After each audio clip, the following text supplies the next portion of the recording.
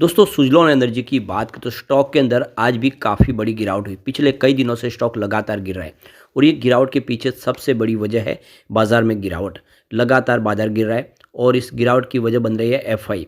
FI इस दिसंबर महीने में जो गिरावट थी वो शुरुआत की नए साल में भी और जनवरी में भी लगातार वो अभी भी बिकवाली कर रहे हैं, जिसकी वजह से बाज़ार को सपोर्ट मिल नहीं पा रहा है और सिर्फ सुज़लॉन नहीं बाकी सभी शेयर भी काफ़ी नीचे आ रहे हैं। लेकिन कुछ लोग हैं जो इस गिरावट का फ़ायदा उठा के जम के खरीदारी भी कर रहे हैं। अब यहाँ पे सुज़लॉन को लेकर कुछ बड़ी अपडेट है जिसको इस वीडियो के माध्यम से डिस्कस करेंगे और आने वाले समय इस सेक्टर के लिए क्या चैलेंजेस है और उन चैलेंजेस से कैसे पार करके आगे निकलने की कोशिश करेगा सुज़लॉन, क्या है सुज़लॉन के फ्यूचर प्लान, उसको समझने की कोशिश करेंगे। और सबसे जो बड़ी बात है कि इस समय माहौल नेगेटिव बना हुआ है। बहुत सारे रिटेल इन्वेस्टर इस समय पैनिक कर जाते हैं और नुकसान कर लेते हैं। वॉरेन बफेट कहते हैं जब बाज़ार गिरता है तभी वॉच में खरीदारी के बारे में सोचने की हमें गुंजाइश देखनी चाहिए। तो क्या है आगे की संभावना उसको जानेंगे इस वीडियो के माध्यम से।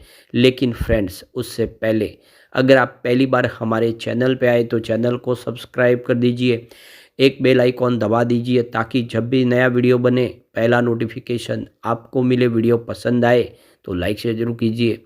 चलो फ्रेंड्स वीडियो स्टार्ट करते हैं। मैं हूँ आपका दोस्त एसबी दवे और हमारे अपने चैनल ऑनलाइन कमाई में आपका बहुत बहुत स्वागत है। तो सबसे पहले सुज़लॉन के कारोबार की बात कर ले तो स्टॉक की शुरुआत देख सकते हो कि आज पॉजिटिव हुई 60.34 पर। क्लोजिंग कल 60.03 के आसपास थी। तो शुरुआत पॉजिटिव हुई और बाज़ार सुबह ग्रीन में खुला हुआ था। लेकिन कुछ ही क्षणों में देखते तो बाज़ार में गिरावट का माहौल बना, इस वजह से 60.35 का हाई बना के यहाँ से गिरावट का दौर इसमें शुरू हुआ और देख सकते हो कि अंत में 57.65 का इसने लो बनाया, यानी स्टॉक काफ़ी नीचे गया और अंत में क्लोजिंग 57.94 के आसपास रही, जहाँ पे 3.48% की गिरावट देखने को मिली। लगभग 3.5% के आसपास की गिरावट हुई। तो काफ़ी नीचे स्टॉक आया। अब आप देख सकते हो कि लगातार हर दिन स्टॉक नीचे ही जा रहा है। यहाँ पे आप देख सकते हो कि इसका जो हमने हाई देखा था इस समय फ़िलहाल तो 65 के आसपास स्टॉक था। शुरुआत 2 जनवरी को देख सकते हो कि नए साल में 65 के आसपास हाई बनाया, उसके बाद में लगातार गिरा और 3 जनवरी को आप देख सकते हो कि स्टॉक गिरते हुए 61 पर आ गया। 6 जनवरी को स्टॉक की देखते हो कंडीशन और ख़राब हुई, स्टॉक ने 60 के लेवल को तोड़ा, क्लोजिंग 58 के आसपास रही। 7 जनवरी को इसने 58 ही बताया, लेकिन देख सकते हो कि 8 जनवरी आते थे ये 59 पे चला गया और 9 जनवरी को 57 पे चला गया। यानी लगातार पिछले 4-5 ट्रेडिंग सेशन से इसमें गिरावट हो रही है और इससे लोग बहुत ज़्यादा घबरा गए कि आखिर ऐसा हो क्यों रहा है, क्योंकि स्टॉक 18 दिसंबर को 70 के आसपास था, वही स्टॉक अभी 57 के आसपास आ गया है। लेकिन हकीकत यह है कि इससे भी नीचे स्टॉक ऑलरेडी नवंबर महीने में जा चुका था। तो आप ये देख सकते हो क्लियरली कि 14 नवंबर को स्टॉक जो है 53 के आसपास था।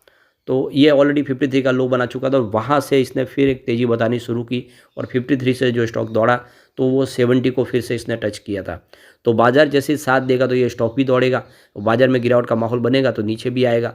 तो अभी ऐसा नहीं है कि इसने एक नया लो बना दिया है, 53 ऑलरेडी नवंबर में बना था। तो इंट्राडे का लो इसका 57 का और हाई 60 रुपीज़ है। तो बाज़ार की सपोर्ट मिले तो स्टॉक कम यहाँ से अच्छा बढ़ सकता है आगे। ऑल टाइम लो रेंज इसकी 1.70 की और हाई इसकी 459 की है और ये तो कोविड काल में स्टॉक था 101 रुपये 70 पैसे के आसपास। उस हिसाब से तो ये अभी भी मल्टी बैगर है, लेकिन जो हाई है वो 2008 के पहले की 459, वहाँ से तो बहुत ही नीचे मिल रहा है। इसका 52 वीक का लो 35 रुपीज़ का है और हाई 86 का है। 86 से इस समय देखें तो लगभग बहुत नीचे, लगभग यहाँ पे हम कह सकते हैं कि ये 30 रुपये नीचे आ गया उस लेवल से।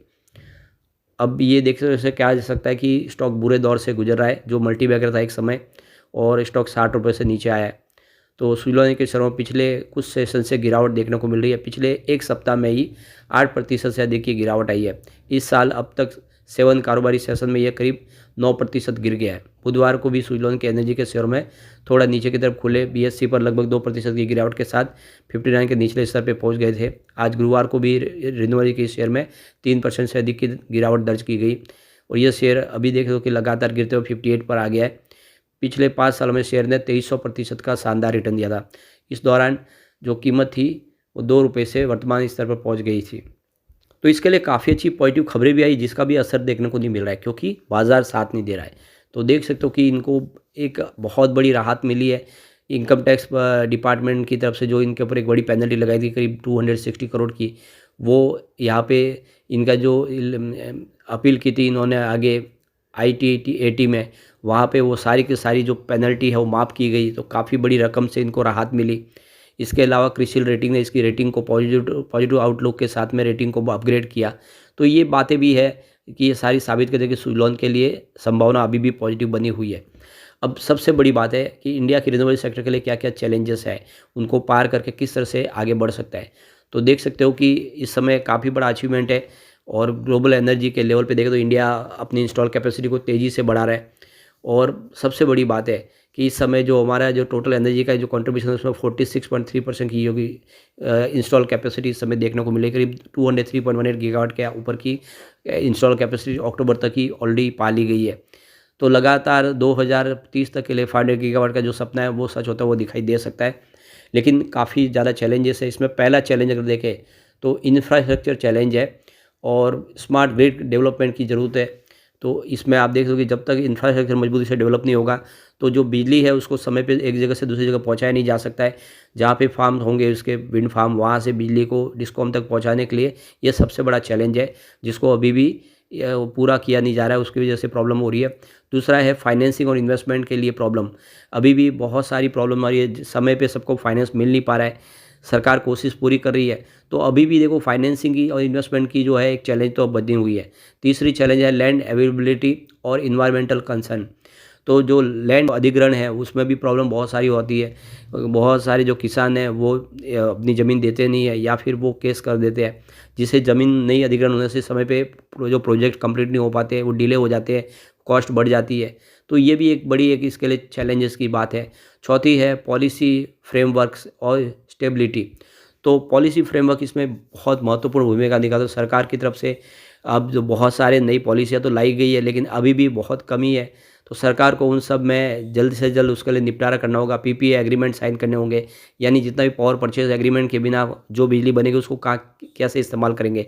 तो सामने डिस्कॉम के साथ में या फिर बड़ी पावर डिस्ट्रीब्यूशन कंपनियों के साथ में ये एग्रीमेंट होने ज़रूरी है। और पाँचवा यहाँ पे देख सकते हो कि RPO कंप्लायंस इन इंडिया।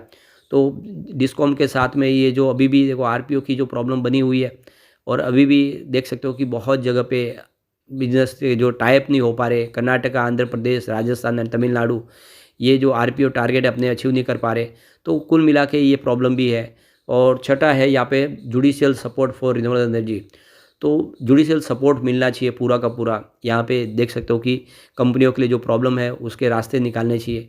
तो ये सारे चैलेंज से पार निकला तो फिर आने वाले समय में इस सेक्टर में बहुत अच्छी तेज़ी आ सकती है। सुज़लॉन अपने लिए बहुत सारे गोल अचीव करने की तैयारी कर रहा है, जिसमें आप देख सकते हो कि सुज़लॉन अपनी इंस्टॉलेशन कैपेसिटी को इंक्रीज करना चाहते हैं। तो 3 गीगावाट जो प्रेजेंट है उसको 5 गीगावाट तक 2025 तक पहुँचाना चाहते हैं।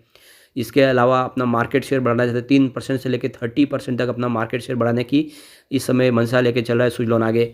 इसके अलावा सुज़लॉन एनर्जी जो ऑफशोर विंड प्रोजेक्ट के ऊपर भी ज़्यादा फोकस करे। गुजरात और तमिलनाडु में स्पेशली सरकार की तरफ से जो टेंडर आ रहे हैं उसके ऊपर सरकार की जो योजना का पूरा फ़ायदा उठाने को सुज़लॉन तैयार है। इसके अलावा ऑपरेशनल और मेंटेनेंस सर्विस के ऊपर भी कंपनी अपने बिजनेस को और तेज़ी से बढ़ाना चाहते हैं। इसके अलावा अपना जो पोर्टफोलियो अब सोलर और स्टोरेज सॉल्यूशन पर भी फोकस कर रही है, यानी कंपनी आने वाले समय स्टोरेज प्रोजेक्ट भी करेगी और सोलर प्रोजेक्ट भी करेगी। इस तरह से अलग अलग तरीके से कंपनी अपने बिजनेस को आगे बढ़ाने की प्लानिंग के साथ आगे बढ़ रही है, जिससे हम कह सकते हैं कि आने वाले समय सुज़लॉन के लिए राह आसान होगी। तो जो प्राइस भी आराम से बढ़ेगी। जब शेयर की प्राइस तभी बढ़ती है जब उसका कामकाज बढ़ता है। तो बाजार का साथ मिला तो सुज़लॉन फिर बेहतर करेगा।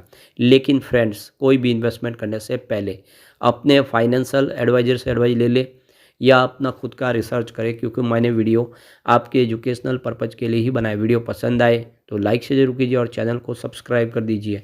Thank you friends.